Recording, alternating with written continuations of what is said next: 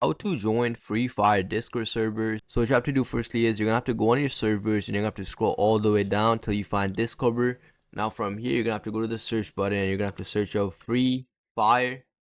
Then once you do that, you have many options such as Free Fire in Brazil, Free Fire here, Free Fire this, Free Fire that, Free Fire in Europe. So I'm gonna just find Free Fire in North America. I'm gonna just click on that. Now from here, I'm gonna just click on join game. You could choose whatever servers you want. You have a lot of options. From here, do you speak English? Yes. Now from here, I'm gonna just scroll down, click on finish. Now as you guys can see, I'm in the Free Fire in the English option. Now if you speak Spanish, if you speak any other language, you could do that. You have Free Fire in Asia, Free Fire in Europe, Free Fire in everywhere. So you could just search that and find your server. It doesn't matter.